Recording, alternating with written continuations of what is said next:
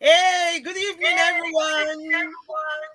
Welcome to another edition of Conversations with the Love Crusader. I told you this week is a family edition and it promises to be an exciting one. Um, we are continuing our conversation about love and teenagers, but we are taking the a different approach to what we had last week. Please share with your friends. Subscribe if you have not subscribed to our channel, so you would not miss our notification. My family is on air. In case you do not know my family, is an opportunity to get to meet my family today. My family is here and we're just going to have family gist. So you want to hear our gist? This is family gist this evening. We will be down to earth, we will gist, we would laugh. Welcome to Conversation with the Love Crusader. Before we go any further, before I even do any introductions, I would like to say send my condolences to the body of Christ and to the people in Nigeria, the body of Christ in Nigeria, especially on the loss of our music minister, Osinachi. I know it's a topic that is trending right now. Many people are raged, many are upset, many are angry, many are disappointed, but we will go through it and we will get through it. I would like to say to everyone out there, male or female, if you are experiencing domestic violence, please speak up. Find help. Don't die in silence. It is not God's will. Don't ever let anyone preach it to you. It is not part of the cross of the gospel. It is not part of salvation. Don't commit suicide. Don't kill yourself. Talk, speak. There's help out there for you. There's a friend out there. There's someone who can counsel you to go through it. All right, that's not our conversation today. But watch out, the month of June is going to be the domestic abuse month on Conversation with the Love Crusader. And we would learn a lot from that, I believe. Today, we're talking about love and the teenagers. And I have with me my mother, the Queen Mother is here. Reverend Dr. Mrs. Juliana Bio J is here today and she'll be talking to us very soon. Mommy, want to say hello? Good evening, everyone. Welcome to this program. God bless you. Amen. Amen. And the king of the castle is here. I told you people, the king. The king is in the house. My husband. Welcome to the program. Hello, viewers, and welcome to the program. God bless you all. All right. Then we have the crown prince. We have the crown prince of the Oko Joseph dynasty. That's how I call him. The manager behind the scene. He has been behind the camera. Today we are seeing his face in the camera. He is the CEO, founder, Precotech Engineering and Technologies. Say hello. Hello, everyone. Grateful to be here today. In front of you, not behind. Welcome. You're not behind the camera today. You are here facing the camera, front facing camera. My Ada is also here. My one and only daughter, Apunwa. The beautiful girl. Say hello. You like to blow. Good evening, everyone. That's Divine. And she's also a CEO, Disney Beauty. In case you do not know, she has this beauty shop. You can buy your hair. You can buy your eyelashes, Disney lashes. It's on Shopify. I'm a blessed woman. I have lots of CEO. And then we have the star of the house, the baby but the star, Dominion. Say hello. Hello, everyone. Thank you. All right.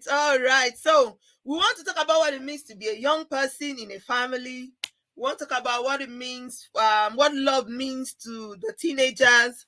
We want to talk about the differences in bringing up children in the generation that we are now and the generation of my mother.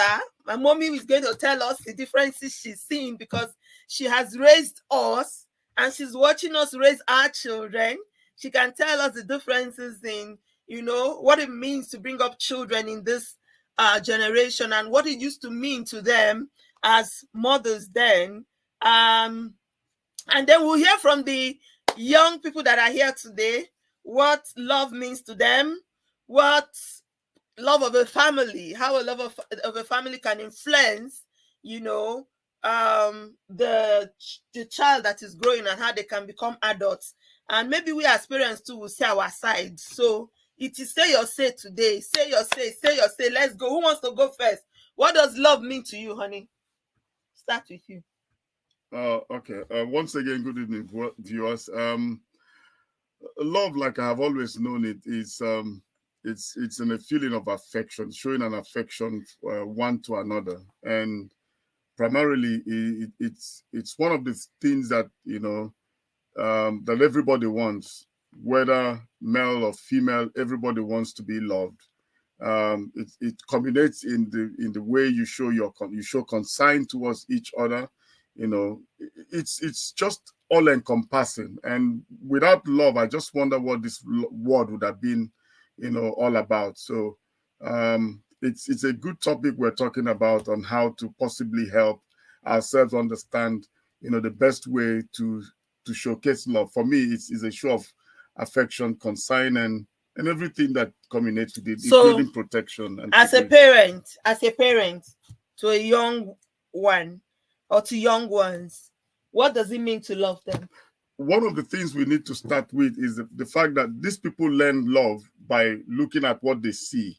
The first point of call, you could tell a child, don't do this, but he learns better from what he sees around you. If he sees the affection around the house between the parents, the first lesson they have to learn is to look at their parents and see how are they showing love to each other. Do they love each other at all?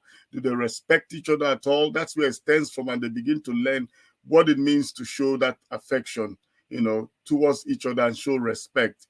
So I believe that for the teenagers, they start learning love in the home before they even go out, and it stems from what happens between both parents in question. Okay. All right. Let's look at it. Let's come down now to Preco Tech, Preco D. What is love to you?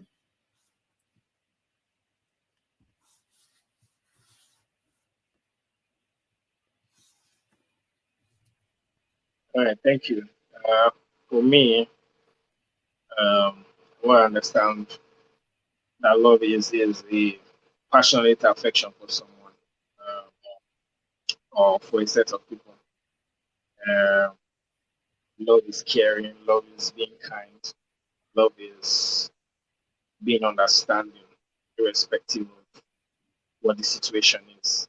Um, love is protecting, even no matter what's going on. What I mean is, I see love as something that supersedes all things, all measures. No matter what's happening, it's constant. So for me, that's what love is. Irrespective of what's going on, I still feel the same way about this person, irrespective of what's not happening or what's happening rather. So for me, love is passionate, unconditional, unchanging, feeling for unchanging. Hey, yeah. Big words. Words that we use to describe God. Passionate, unchanging, unconditional. Okay. Queen Mother.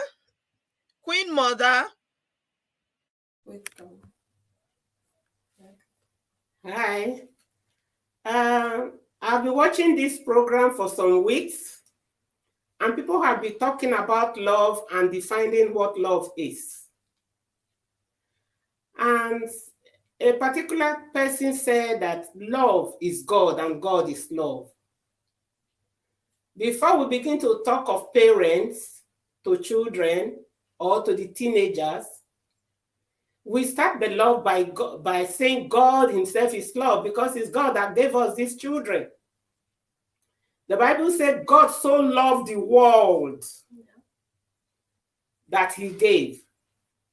So I brought that to join to what we are talking about this evening, that love is compassionate, love is kind, love is affection, love is caring. Love is not because somebody is good. That is why. Love unconditionally. Love is unconditional. Like somebody said, like the pastor said, it starts from the home. When there is love in the home, the children love from there, and then they can love one another.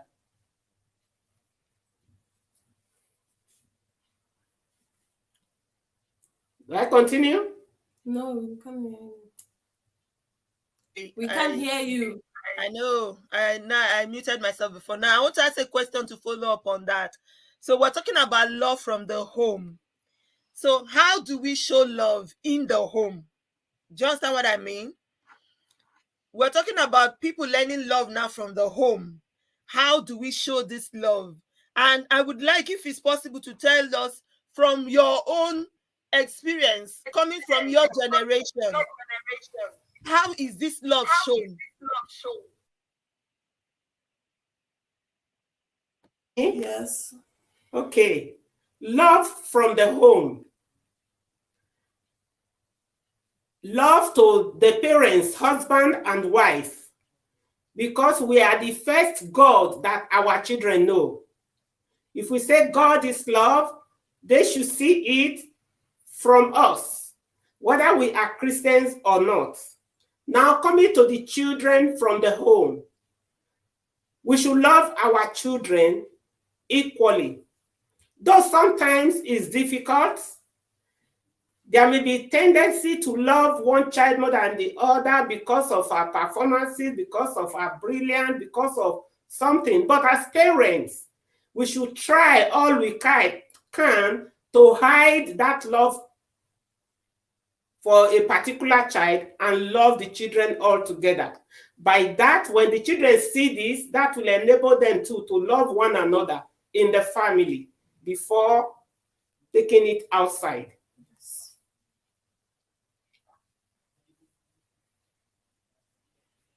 Thank you, Mommy. I so like that. I like that comment. Mommy said parents are the first God that the children know. Yeah. I wish that we as parents and parents worldwide will remember that. And this is not just about being a Christian or a Muslim or anything. As a parent, we are the first example of everything to our children. So we should model this love. Okay, I'm going to come down now to the children. Let's go to Divni. What is love, especially love in a family, to you? Hi everyone, good evening. Love to me is unconditional patience. You know, when you're patient with someone, you love them. When you show them care, when you show them, you know, that you love them. It's such a big one to define. And when it comes to loving the home, basically it's just showing one another that you care about, you care about each other, you protect them, you correct people, your family members with kindness, using sweet words on each other, just basically, what's the word? Just basically showing each other kindness. I like the word being kind. One of our mommies in the Lord was praying one time, and she said, we should pray for kind children. So this kindness, should it be one way? Is it only parents that needs to be kind to the children, or do children need to be kind also to the parents? Dominion.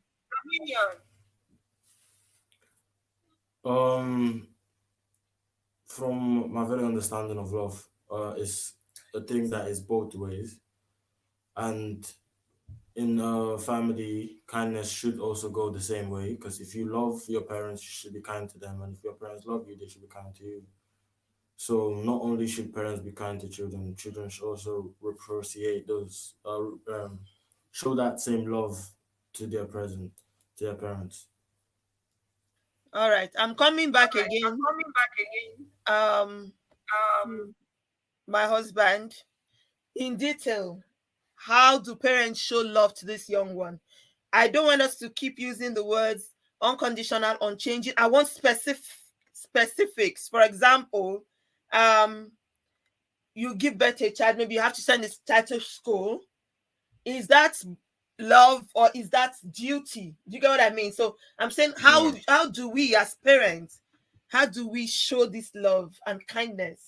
If I were to take care of my children, pay their fees, that's a duty of care. That's a duty of responsibility that I owe them.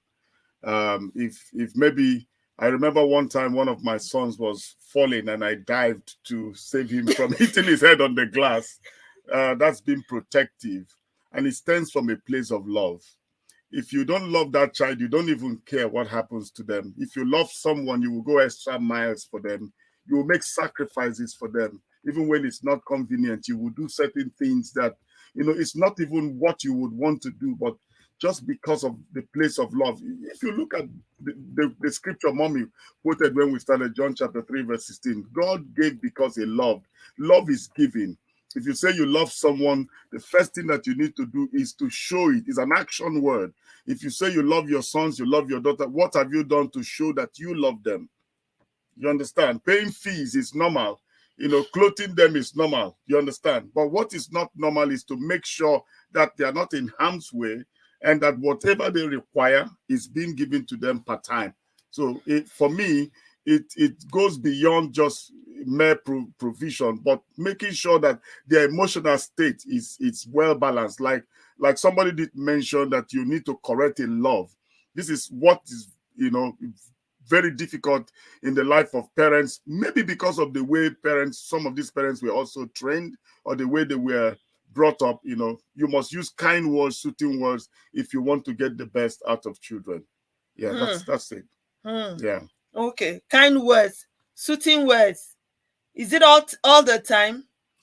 It's not all the time. There are times. I remember a few years ago, I was saying to Mama, and I said, thank you for all the times that you were very harsh on me, the times you were Mama meaning your own mother? My mom. And I said to her, thank you for the times you were very harsh on me, the times that you used very, very, stern ways to try to make sure you got the best out of me. I was very grateful for that, and I'm still very grateful for that. But certain techniques of training children seem to have changed over time.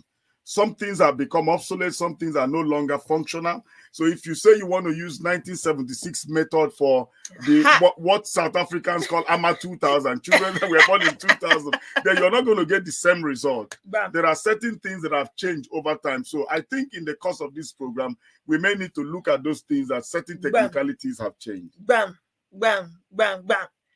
So my husband just hit the nail on the head. This is why Grandma is here. Grandma, you're going to tell us what has changed.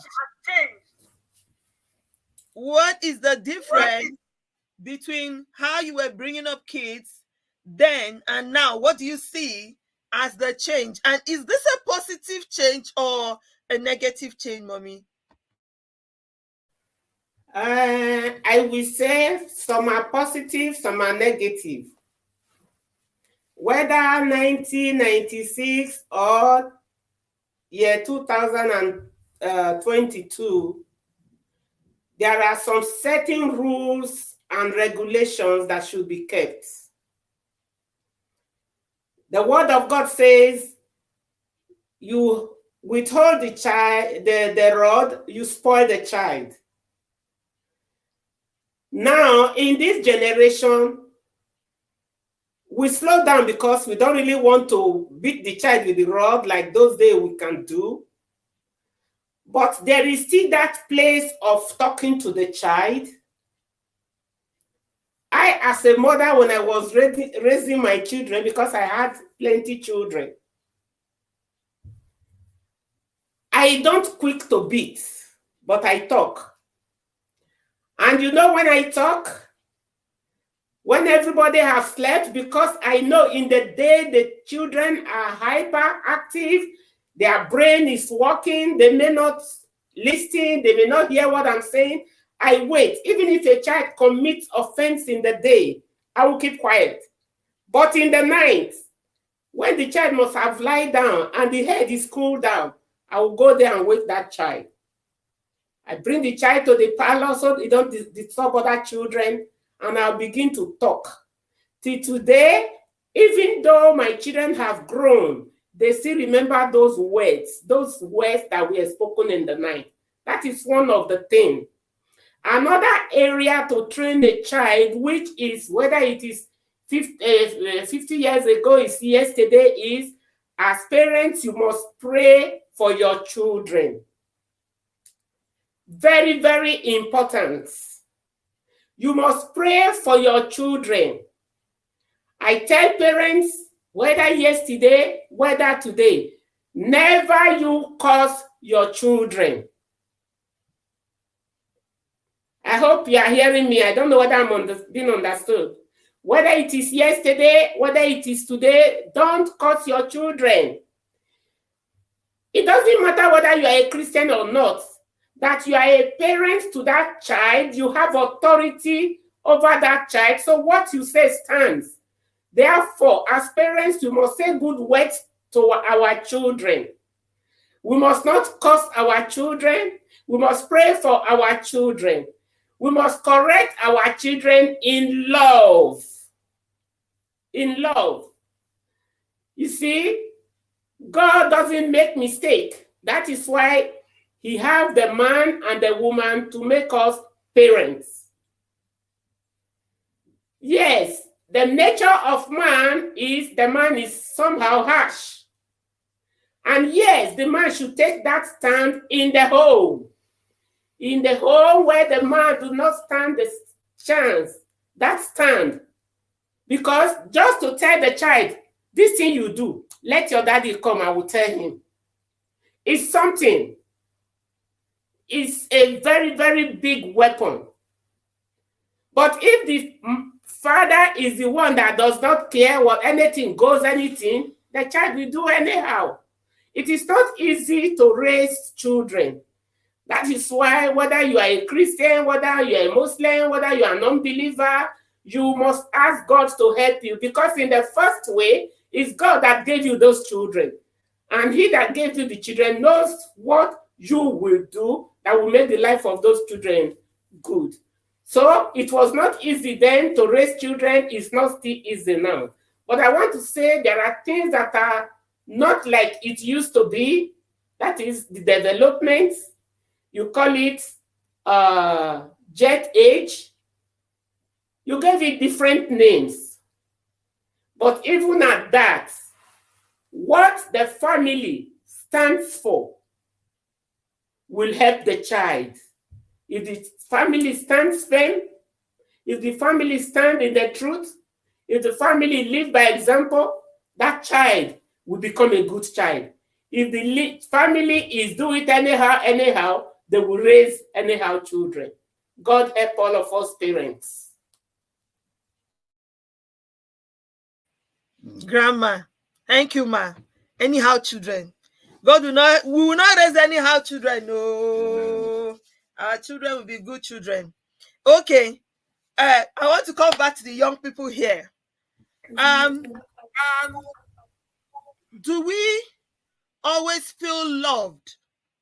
Do we always feel loved? Do young people always feel loved in a family? If yes, why? How? If not, how and why? I'm going to start this time from descending to ascending. So I'm going to start with Dominion. Do you think that young people always feel loved?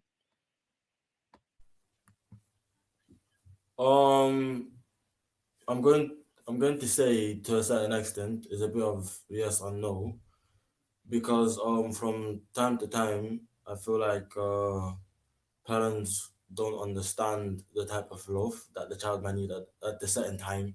It might not just be the love of, yeah, I provide for you this and this, or the love of I'm always with you at home.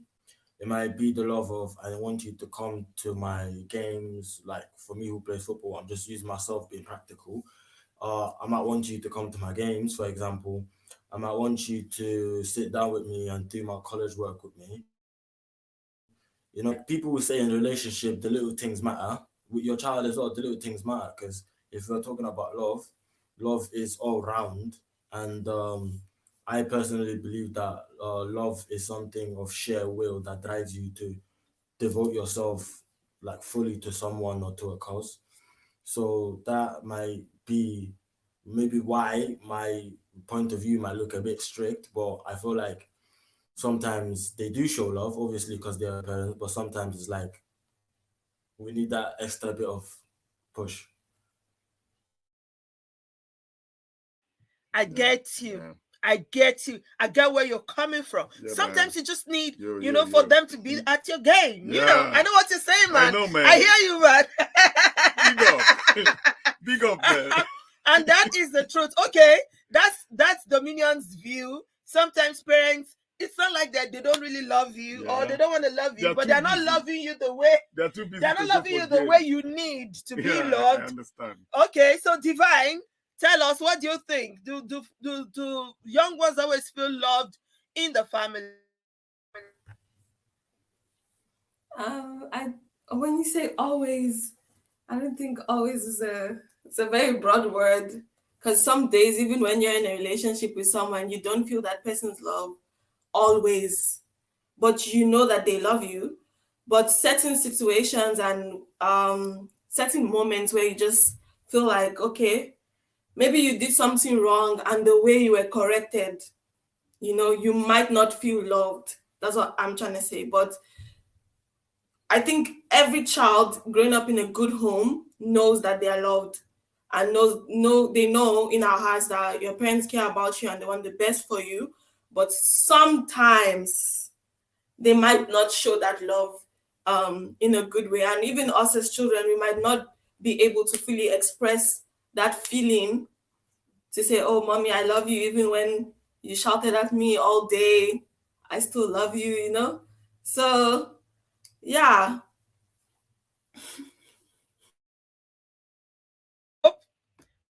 Someone is not trying to indict me because they've used mommy example now. Even if you shouted at me all day, I'm just shouting. I know. I say, oh, mommy, even if you shout at me all day, okay. I was doing a bit of research on this topic before I come to praise. I was doing a bit of research on this topic, and there was actually a research that was done as to teenagers coming to speak about how they feel the love of their family is going. And very, very surprisingly, like Dominion said, it was the little things. Very little things. That, okay, so let me not preempt. Let Praise talk and then we'll come back. Praise, what do you think? If do young, like they've said, yes, sometimes they don't always feel love. Why? How? What situations would make a young one not feel the love of family? Okay, sometimes through correction, maybe when they are corrected, they feel like, okay, there's a better way to have handled this. I'll use myself as an example. When I was much younger, there were things I was corrected about, and I felt like, why would these people react like this? Why this overreacting? But when you start growing up, you start to handle things yourself. You understand, okay, this is why they had to react like this.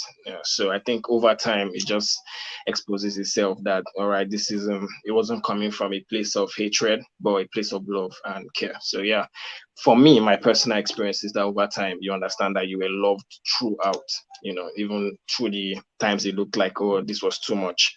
There was a reason behind it. Yeah, so that's my own view. Let me say something. Yeah. That's touching. That's really amazing. That's touching, and that's maturity. Oh, no, I feel like crying. I have a matured man. Oh my goodness. That brings me to a point that yesterday I was speaking to one of my colleagues. She's just 20 years old, and she said to me, when I was about 7, I used to throw a lot of tantrums. I was very bad, but when I grew up, I found out that I shouldn't have done the things I did when I was much younger. And that's just stems from the point where Praise is saying, even we as parents, we get to some point, like I was saying, that certain techniques that we employed earlier on, in this 2022, I wouldn't have done that any longer. Why? Because knowledge has increased, there's been more exposure, we now understand better what to do. And sometimes we just shout unnecessarily for things that we could possibly do a dialogue for.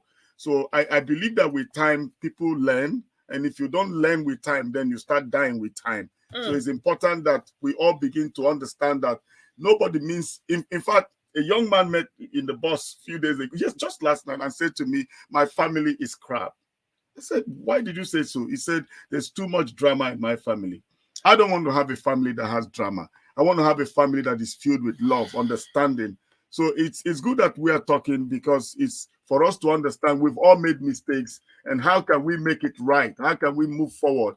How can we have a home that is formidable? How can we have a home that becomes an exemplary to so many people out there? So it's for us to begin to correct what was done wrongly before. And the best thing to do is to look at the past and say, where did I get it all wrong? I'm sorry. And how can we move forward as a team? It's very imperative that that is done.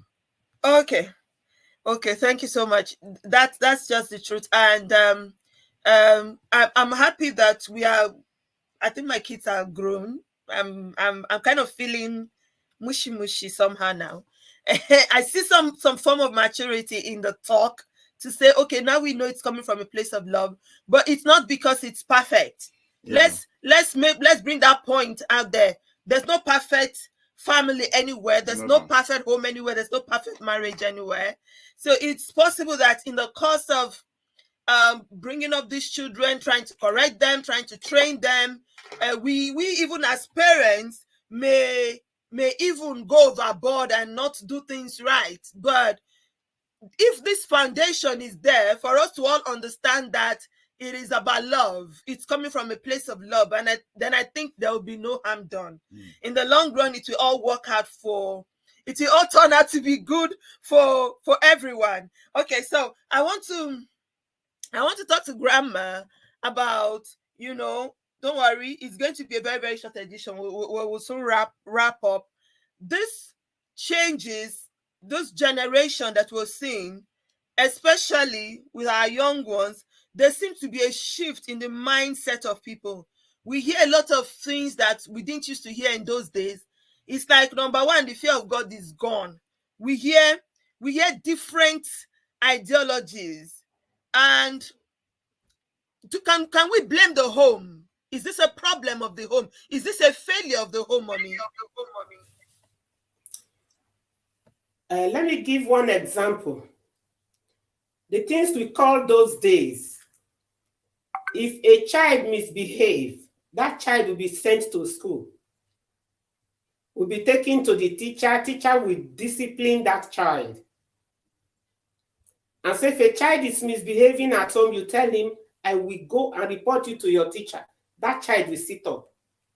But in this generation, if you beat a child in the school, the parents will take the child to school to go and quarrel the teacher.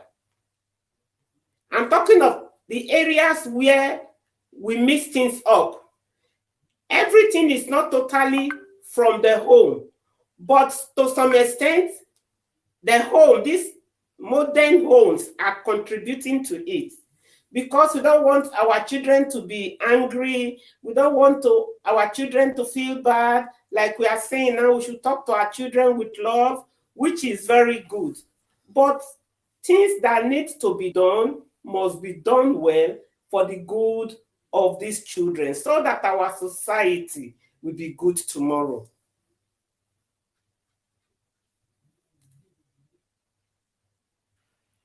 Thank you so much, Grandma. I must say that there's been what I call a societal failure. It is not just about the home, it's about the society. There's also what I call governmental legislations that has failed the people. And they also believe these three things: societal failures, governmental legislations, and belief, have changed certain norms.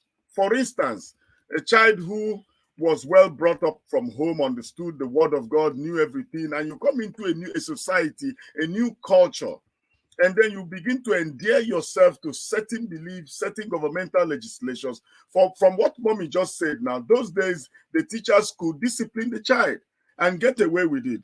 But as we stand now, the legislation, governmental legislation, said you cannot spank a child. When that is done, it is termed as abuse, which was hitherto intended to be correctional in nature. So we must understand, that's why I say that the methodologies that we applied in certain years before now cannot be applied now. If you do that, the government will hold you responsible and say that's become an abuse. Why? Because there are legislations that have been put in place by government to protect the child. They feel that the child needs to be protected. They feel that the child has been abused and all of that. So we live in a society at the moment where we understand all of these intricacies that are involved, because people know that if I begin to spank my child, it's no longer discipline, but it's abuse. So we need to understand that certain things are changing and we have to just flow along with it. It's beliefs, it's government legislations, and it's failure of the society. I agree. But you also must understand that some people actually were abusing it. No doubt. What do you say, Praise? I think sometimes correction can become abusive. Yeah, true. Correction can become abusive. A lot of times, most of the abuse, it started from maybe somebody trying to correct or reprimand someone, and then they just take the wrong action. But I've seen people handle it differently over the couple of years. I've seen a parent who told me, okay, this guy did just like what Grandma was saying. She waits till night. This man say he waits 24 hours or something like that. He just gives himself a time frame, and then he revisits it so that he doesn't overreact.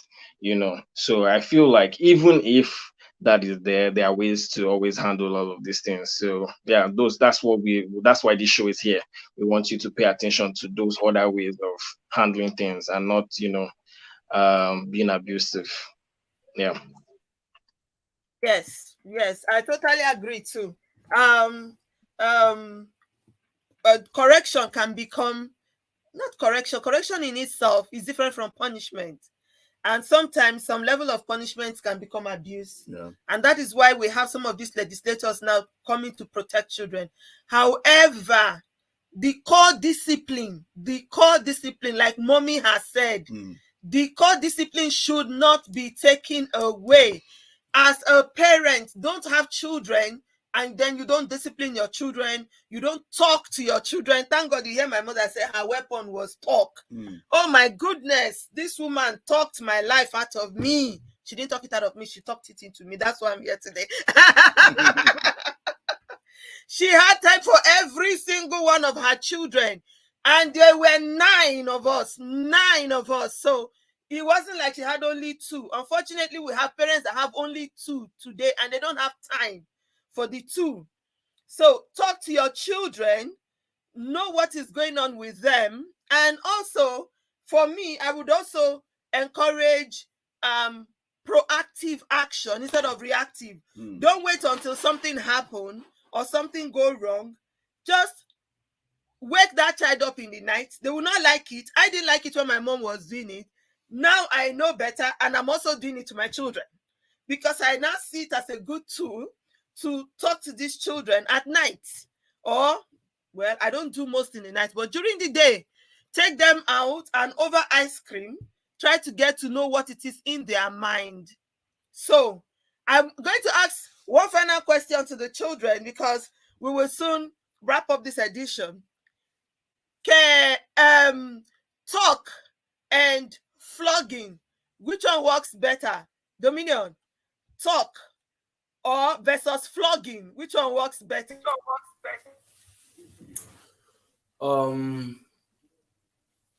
First of all, let me start with talk, for example. There's a difference between talking and shouting.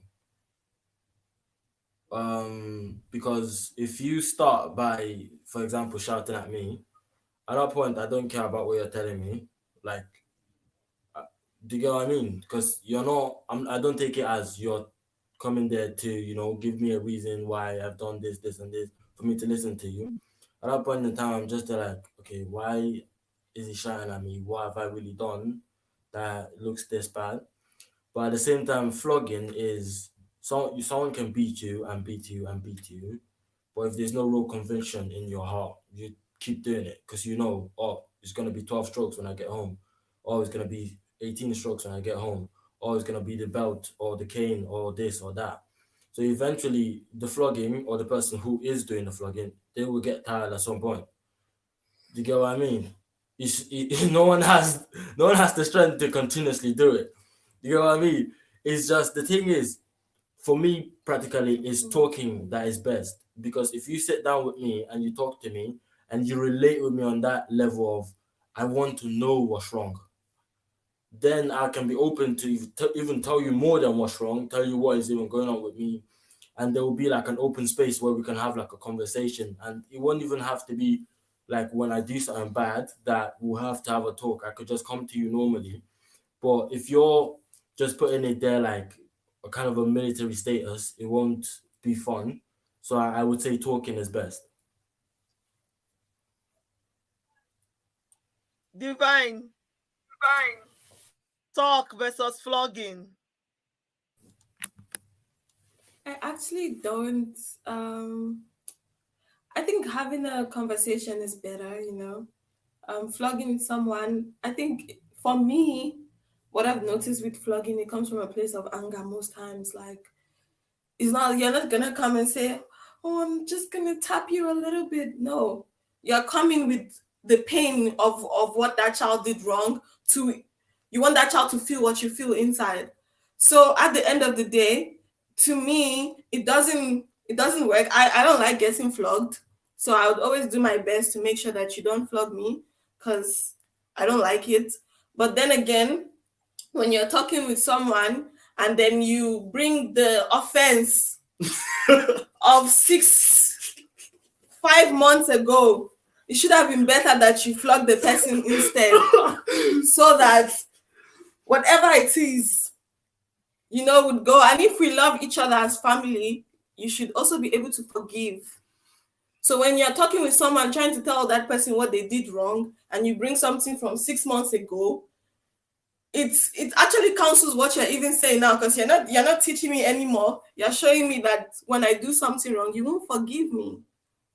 So I think forgiveness is the main thing, and then you can have a proper conversation afterwards. Thank you.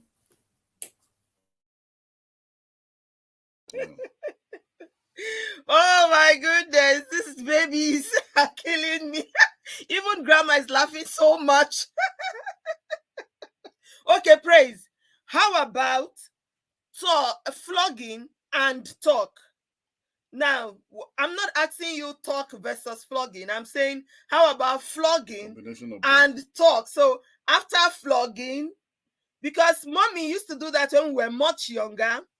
My mom will use her tape rule. She used to be a tailor, and then she used the tape rule. After flogging me, she'll call you. Sit down here. Do you know why I flog you? What did you do wrong? And then she will still have the conversation. So tell me, does that work, or is it just still a no with the flogging for you? It's a good technique. It works for some people, but I think it varies from person to person. There are people who, by the time they're in pain, they don't even want to listen to what talk you have. But if we are saying we want to talk, what are you actually telling that child? I feel like parents, sometimes they miss it. You should be giving the person practical examples to say, okay, this thing you did, this is what can happen. This is somebody who has tried something like this, and this is what happened. Yeah. Do you understand? That way, the person is not seeing that you're trying to talk them down or castigate them or just judge them. The person is actually saying that these are the consequences of my action, and if I choose to do this, this is what is going to happen to me. So I think if we are saying we want to talk, I think using practical examples would be good. But like you said, flogging and talking to a child, it is good because when you flog a child, like you said, it can make the child feel like these people don't love me. That's why they did this. Well, by the time you talk to them, do these things I've just said, practical example, this is what you did. This is what can happen when you do this. I feel like that will help the person change for a good. Okay, thank you all very much. Thank you very much for this family conversation this evening. I wish we had more time. Our time is really up. Grandma is going to come again, dear viewers, because she has a lot to tell us. She's going to come again on another edition. Thank you, my beautiful, blessed children, for coming. Praise divine dominion. Thank you, my husband, for sparing the time. I know how busy that you are. Thank you so much. Bottom line, parents, the armed robber out there is from a home. The Yahoo boy out there is from a home. The Boko Haram child is from a home. Parents, let's get it right. Let's call our young ones to order. The society needs to be rid of the menace that we have now. Growing up, we were told it takes a village. I believe it still takes a village.